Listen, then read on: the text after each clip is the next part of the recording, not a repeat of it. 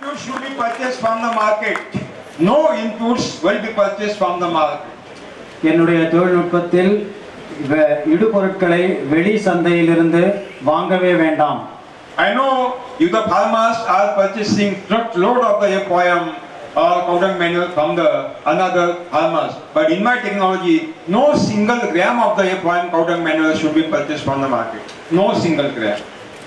என்னுடைய தொழில்நுட்பத்தில் ஒரு கிராம் அளவில் கூட நீங்கள் வெளி சந்தையிலிருந்தோ பிற விவசாயிகளிடமிருந்தோ வாங்கவே வேண்டாம். துளு உரத்தை மிக அதிக அளவில் நீங்கள் நிலங்களுக்கு இடவே வேண்டாம். In zero budget natural farming, no powder manure, no compost, no vermicompost, no chemical fertilizer, no micronutrient, nothing, no manure will be and fertilizer will be purchased. என்னுடைய ஜீரோ பட்ஜெட் இயற்கை வேளாண்மையில் தொழு உரமோ மண்புழு உரமோ ரசாயன உரமோ ஏனைய எத்தகைய உரங்களையும் நீங்கள் பயன்படுத்த வேண்டிய அவசியமே கிடையாது. And if you are not utilizing chemical fertilizers, powder manure or compost vermicompost, no problem to emit greenhouse gases in the atmosphere. No problem at all. No question is arise. இவ்வாறாக நீங்கள் தொழு உரங்களையோ அல்லது மண்புழு உரங்களையோ அல்லது நுண்ணூட்டங்களையோ ரசாயன உரங்களையோ பயன்படுத்த வேண்டிய அவசியமே இல்லை என்று சொன்னால் இவ்வாறு சுற்றுச்சூழலை வெப்பப்படுத்தக்கூடிய வாயுக்கள் வெளியேறுவதற்கான வாய்ப்புகளே கிடையாது. And the global warming and climate change also is created by means of the genetically modified seed and hybrid seeds also.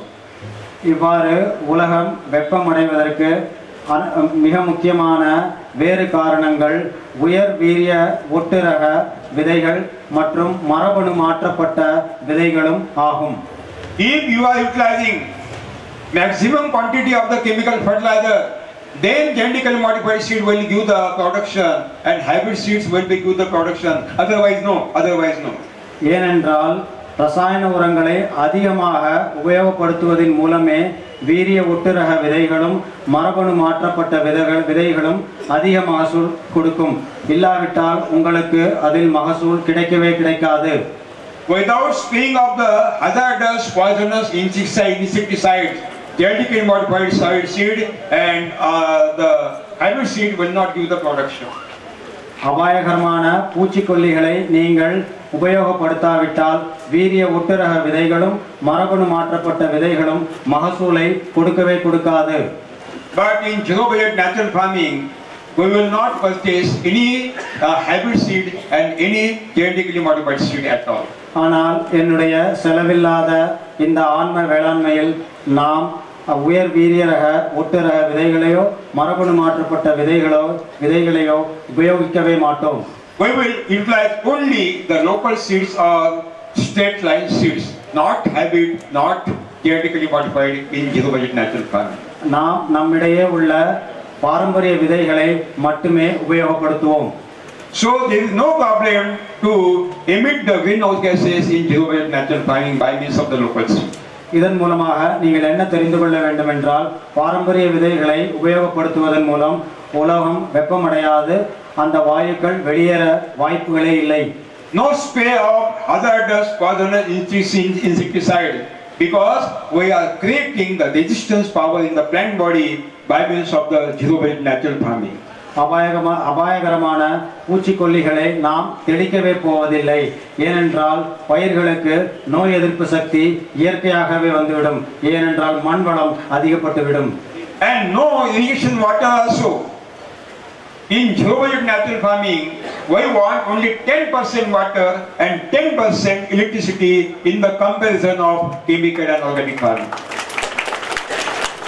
என்னுடைய ஜீரோ பட்ஜெட் இயற்கை வேளாண்மை செய்தால் 10% பாசன நீரே போதும், 10% மின்சாரமே போதும். நீங்கள் எவ்வளவு ரசாயன வேளாண்மை உபயோகப்படுத்துகின்றீர்களோ அதில் 10% பாசன நீரும் 10% மின்சாரம் மட்டுமே போதும் என்னுடைய இந்த ஜீரோ பட்ஜெட் இயற்கை வேளாண்மை செய்ய வேண்டும் என்றால். That means 90% saving of the water and 90% saving of the electricity. இதன் மூலம் 90% மின்சாரத்தையும் பாசன நீரையும் நீங்கள் சேமிக்கலாம். when you utilize the electricity, you are increasing the global warming because thermal power stations are giving this electricity, and thermal power stations are responsible to emit maximum quantity or huge quantity of the greenhouse gases by burning the coal.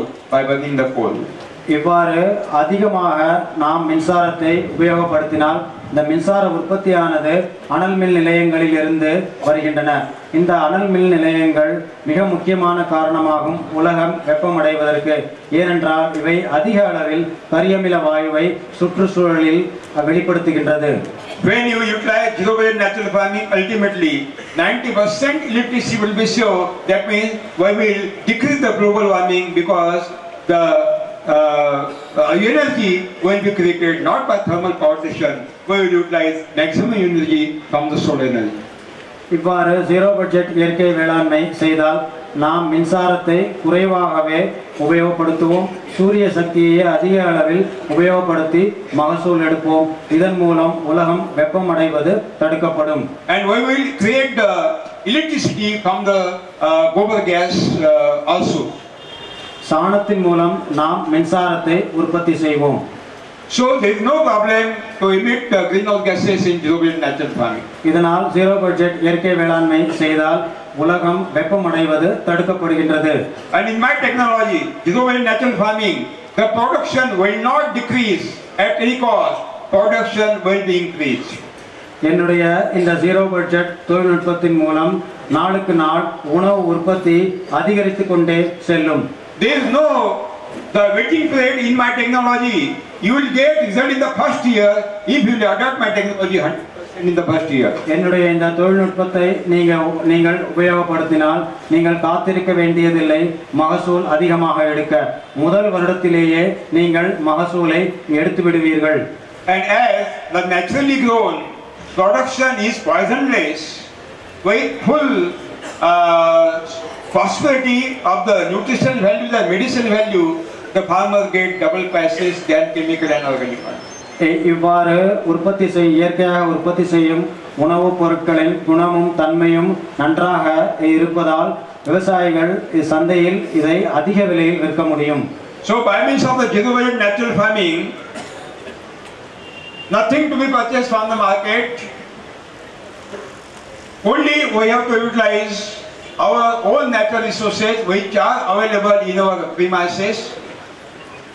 இயற்கை zero budget இயற்கை வேளாண்மை செய்தால் சந்தையிலிருந்து எந்த விதமான இடுபொருட்களையும் விவசாயி வாங்கவே வேண்டியதில்லை.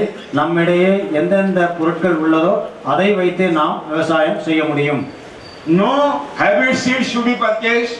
No genetically modified seeds should be purchased.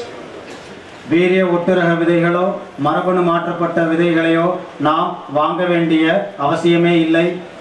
No powder manure, no fertilizer, no compost, no vermicompost, and no micronutrients also will be purchased from the market. தொழு உரமோ ரசாயன உரமோ மண்புழு உரமோ நுண்ணூட்டங்களோ எதையுமே நாம் சந்தையிலிருந்து வாங்க வேண்டிய அவசியமே இல்லை. No insecticide and fungicide should be purchased from the market. பூச்சிக்கொல்லியோ அல்லது பூசணக்கொல்லியோ வாங்க வேண்டிய தேவையே இல்லை. And in horticulture and sugarcane plantation, no cultivation also, that means no purchasing of the tractors. கரும்பு விவசாயத்திற்கோ அல்லது பழமரங்களை நடுவதற்கோ நாம் நிலத்தை உழுவதற்கான அவசியமே இல்லை. இதன் மூலம் நமக்கு டிராக்டர் தேவையே இல்லை. That means in my technology the production cost of production will be zero. என்னுடைய தொழில்நுட்பத்தில் உற்பத்தி செலவானது முற்றிலும் பூஜ்ஜியமாகும். Production will be increased. உணவு உற்பத்தி அதிகரிக்கும். Farmers will get double prices in the market. விவசாயிகள் அதிக விலைக்கு விற்க முடியும். No single suicide of the farmer will be existed. No single.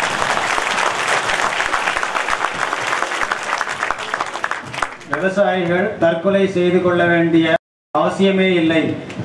7 lakh farmers are committed suicide in India. No single farmer has committed suicide which is practicing zero waste natural farming. All suicidal farmers are practicing chemical and organic farming. 7 லட்சம் விவசாயிகள் இந்தியாவில் தற்கொலை செய்து கொண்டுள்ளனர். இவர்கள் அனைவரும் ரசாயன வேளாண்மை செய்தவர்கள். ஜீரோ பட்ஜெட் இயற்கை வேளாண்மை செய்த எந்த ஒரு விவசாயியும் இதுவரை தற்கொலை செய்து கொள்ளவே இல்லை. So we have shown no Indian government packages is useful to stop the suicide of the farmer. Totally useless packages. நாங்கள் என்ன காண்பித்தோம் என்றால் அரசாங்கத்தின் உதவியின் மூலம் விவசாயிகளின் தற்கொலையை தடுக்கவே முடியவில்லை என்பதை நாங்கள் காண்பித்துள்ளோம். If the government of India and Tamil Nadu government is willing to stop the suicide of the farmer, only alternate, that is zero budget natural farming. No any alternate. இந்திய அரசாங்கமும் தமிழக அரசாங்கமும் விவசாயிகளின் தற்கொலையை தடுத்து நிறுத்த வேண்டும் என்றால் இதற்கு ஒரே மாற்று ஜீரோ பட்ஜெட் இயற்கை வேளாண்மையே ஆகும். Kerala, Tamil Nadu, Karnataka, Andhra Pradesh, Punjab, Haryana, Maharashtra and Gujarat are the developed state in India. Kerala, Tamil Nadu, Andhra Pradesh, Haryana, Punjab, Gujarat, Maharashtra போன்ற மாநிலங்கள் நம் இந்தியாவில் மிக முன்னேறிய மாநிலங்களாக கருதப்படுகின்றது. And the only suicide of the farmers existed in the developed states. இந்த முன்னேறிய மாநிலங்களில் மட்டுமே விவசாயிகள் தற்கொலை செய்து கொண்டுள்ளனர். On other side, Rajasthan undeveloped, Uttar Pradesh undeveloped, Bihar undeveloped, Jharkhand undeveloped, Odisha, Bengal, Assam undeveloped. No single farmer has committed suicide in this undeveloped state.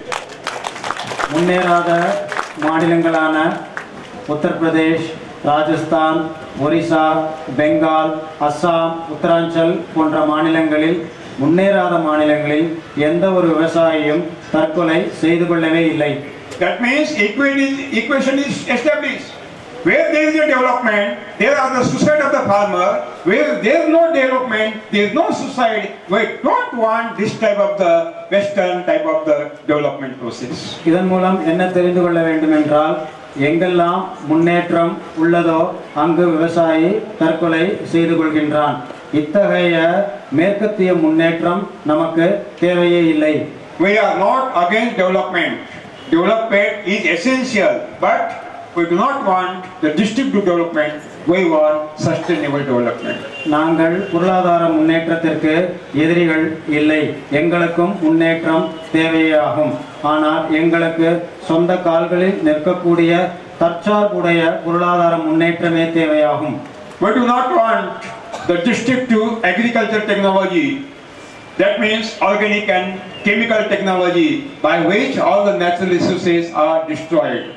எங்களுக்கு கட்டுப்படுத்தக்கூடிய அபாயகரமான ரசாயன மற்றும் அங்கக தொழில்நுட்பங்கள் தேவையே இல்லை. ஏனென்றால் இவை நம் வளங்களை அழித்து விடுகின்றன. We want sustainable agriculture. We do not want destructive agriculture. எங்களுக்கு அபாயகரமான அழிக்கக்கூடிய தொழில்நுட்பம் தேவை கிடையாது. எங்களுக்கு தற்சார்புடைய சொந்த கால்களில் நிற்கக்கூடிய வேளாண்மை தொழில்நுட்பமே அவசியமாகும். What is the definition of the sustainable agriculture? It is very essential to define. தற்சார்புடைய விவசாய தொழில்நுட்பம் என்றால் என்ன என்பதை நாம் பார்க்க வேண்டும். That technology is a sustainable agriculture. That technology is sustainable agriculture by which natural resources will not destroy. எந்த விவசாய தொழில்நுட்பம் நம் இயற்கை வளங்களை அழிக்காமல் இருக்கின்றதோ அந்த தொழில்நுட்பமே தற்சார்புடைய தொழில்நுட்பமாகும். We can say that technology is sustainable agriculture technology by which natural resources will not be destroyed, and the way we can restore, we can conserve the natural resources, we can protect the natural resources, and that technology we can say the sustainable technology. எந்த தொழில்நுட்பம் நம் இயற்கை வளங்களை அழிக்காமல் பாதுகாக்கின்றதோ அந்த தொழில்நுட்பமே தற்சார்புடைய வேளாண்மை தொழில்நுட்பமாகும். And if it is the reality that chemical farming and organic farming both are responsible for the destruction of the natural resources, how we can say, we can claim that organic farming is sustainable agriculture? No, It is not a reality. Organic farming is not a sustainable agriculture because organic farming is responsible for destruction of the natural resources.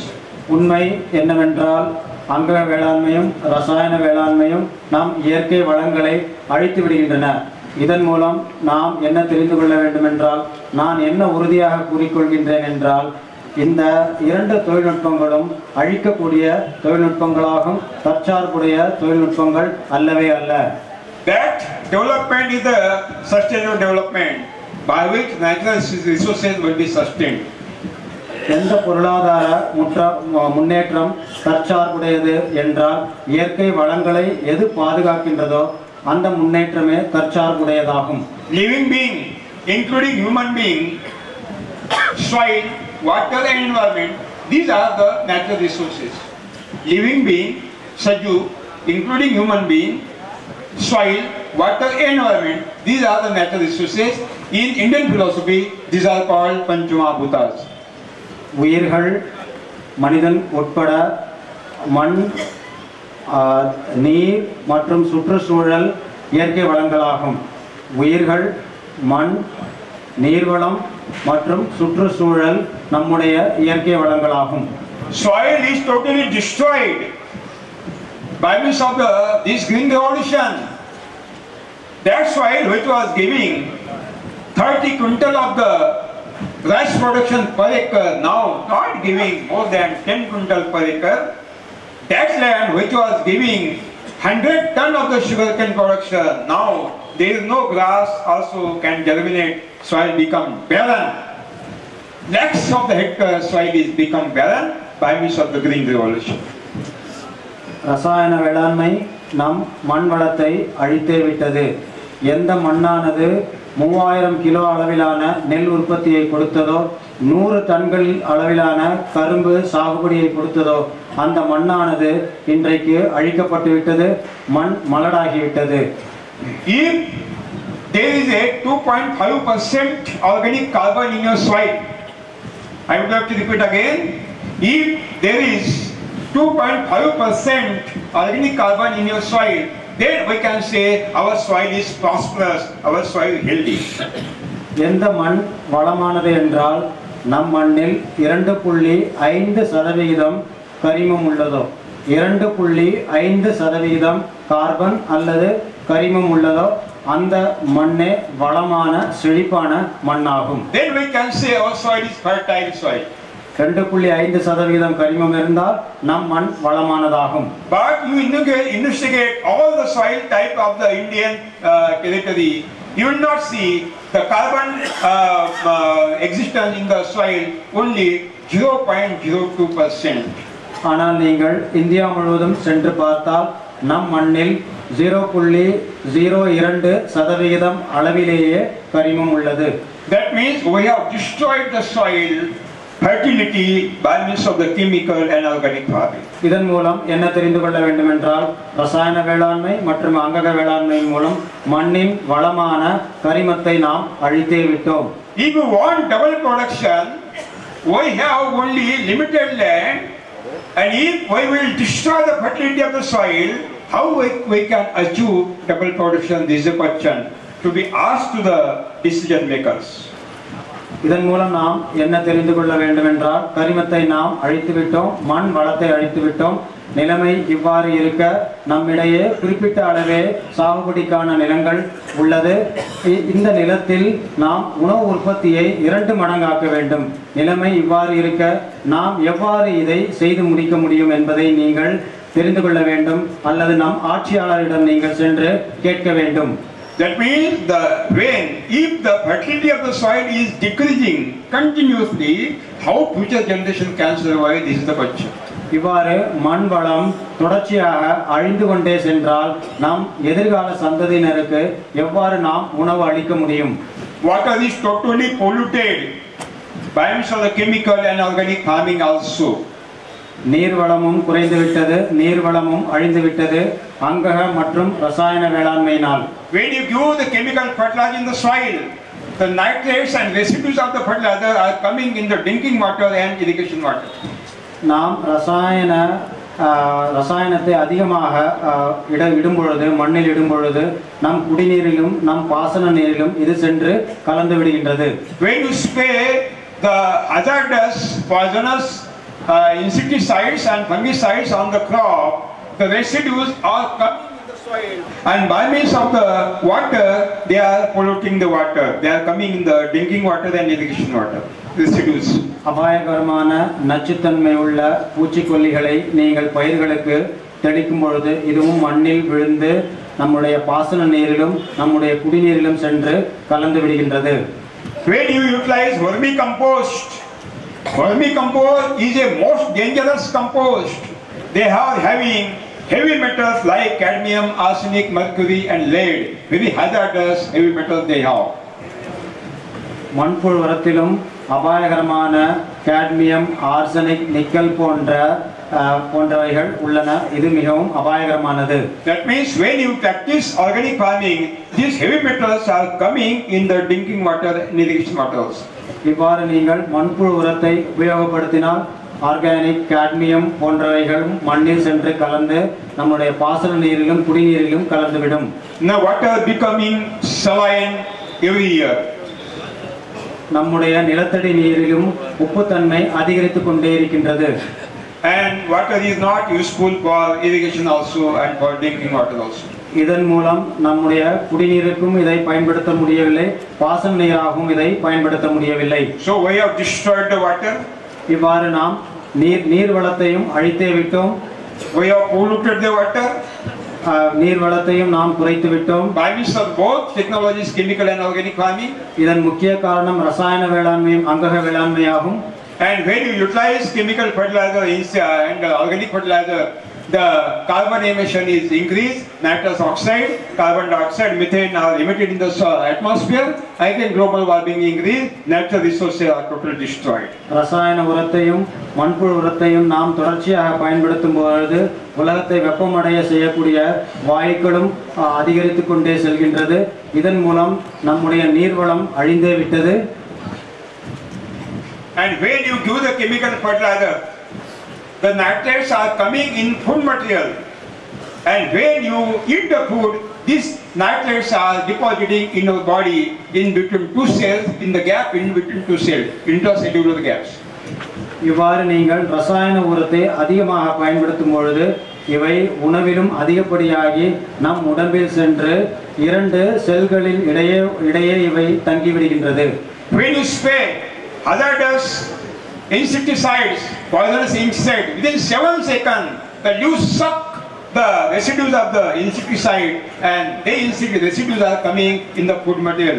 When we eat, the residues of the insecticide are entering in our human body. இவ்வாறு நீங்கள் நச்சுத்தன்மை உடைய பூச்சிக்கொல்லிகளை தெளிக்கும் பொழுதும் இந்த பூச்சிக்கொல்லிகள் உணவின் மூலம் நம் உடம்பில் சென்று தங்கிவிடுகின்றது. And when you utilize vermicompost, naturally these heavy metals are coming, entering by means of the roots to the crops, and after we take the food material, the heavy metals, cadmium, arsenic, mercury, lead are entering in your human body by means of the organic farming. இவ்வாறு மண்புழு உரத்தை நீங்கள் பயன்படுத்தும் பொழுதும் அபாயகரமான cadmium, arsenic, mercury, nickel போன்றவை உணவின் மூலம் உங்கள் உடம்பில் சென்று தங்கிவிடுகின்றது. And every day, when you eat chemically and organic grown food material, every day these hazardous residues are depositing in our health, human body. இவ்வாறான அபாயகரமான நச்சுத்தன்மை உள்ள பொருட்கள் அனைத்தும் அங்கக வேளாண்மை மற்றும் ரசாயன வேளாண்மை மூலம் உங்கள் உடம்பில் சென்று தங்கிவிடுகின்றது. And these residues of the chemical and organic farming destroy the immunity. Immunity means resistance power of the human body. இந்த பொருட்கள் அனைத்தும் உடம்பில் சென்று தங்குவதன் மூலம் உங்கள் நோய் எதிர்ப்பு சக்தி அழிந்து விடுகின்றது, குறைந்து விடுகின்றது. And when the resistance power of the human body will be decreased, ultimately the cancer, diabetes, heart attack, you are suffering and you are going in the heaven. இவ்வாறு நோய் எதிர்ப்பு சக்தி குறைவதன் மூலம் புற்றுநோய் மற்றும் கொடிய நோய்கள் உங்களை தாக்கி நீங்கள் சொர்க்கம் சென்று அடைகின்றனர். Moksha prapti. மோட்சம். So that means the chemical farming and organic farming are most responsible for the destruction of these natural resources, Prakriti Sampada. இந்த இயற்கை வளங்களை முக்கியமாக அழிக்க வல்லது ரசாயன வேளாண்மை மற்றும் அங்கக வேளாண்மையே ஆகும். So, Sathiyo, you have to rethink about the policy, what you are doing. If you are practicing chemical farming, you are responsible person for the destruction of the chemical and natural resources. If you are practicing organic farming, you are responsible for the destruction of natural resources. நண்பர்களே, நீங்கள் என்ன யோசிக்க வேண்டுமென்றால் ரசாயன வேளாண்மையோ அல்லது அங்கக வேளாண்மையோ நீங்கள் செய்து வந்தால் இயற்கை வளங்களை நீங்கள் அழித்து கொண்டிருக்கின்றீர்கள். And if you want your future generations, your nephew, your future generation can survive, you have to take the decision to stop the practice of the chemical and organic farming. நீங்கள் எதிர்கால சந்ததியினரை காப்பாற்ற வேண்டுமென்றால் நீங்கள் இன்றே என்ன முடிவு செய்ய வேண்டுமென்றால் உடனடியாக இந்த ரசாயன மற்றும் அங்கக வேளாண்மையை நிறுத்தியே தீர வேண்டும். Sathiyo, when we accepted Green Revolution as a policy, our agenda was to increase the food grain production and self-sufficiency of our food grain production.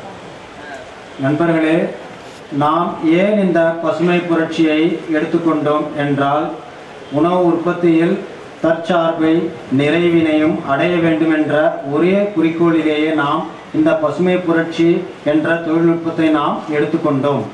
But this Green Revolution technology is not developed by Indian scientists. It is not Indian technology.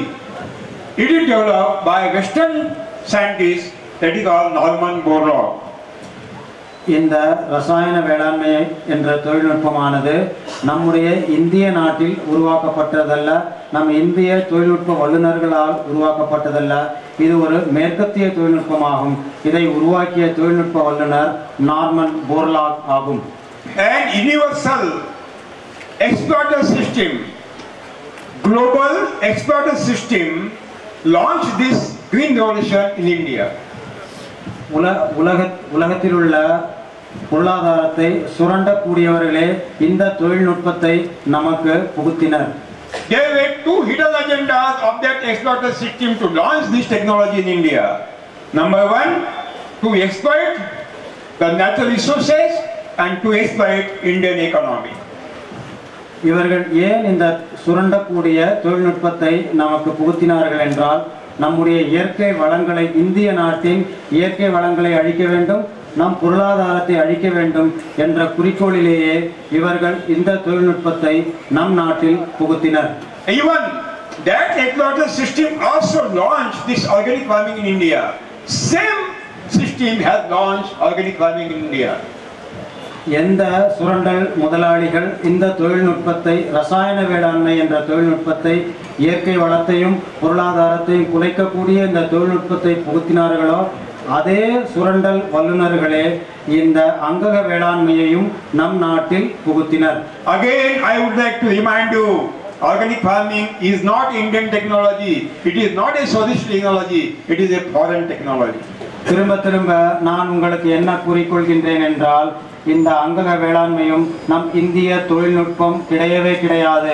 இதுவும் மேற்கத்திய தொழில்நுட்பமே ஆகும்.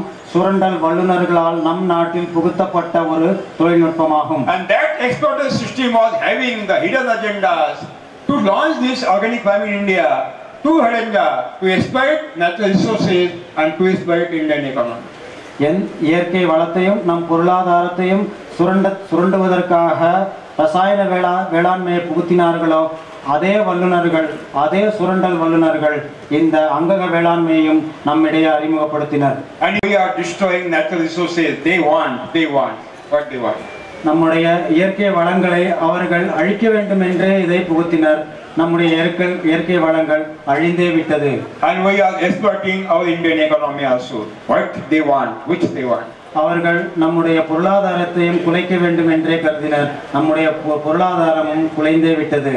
When any farmer will come to the cities to purchase the genetically modified seed, to purchase the hybrid seed, to purchase chemical fertilizers, to purchase chemical insecticide and fungicide, to purchase tractor, ultimately money from villages will come to the cities.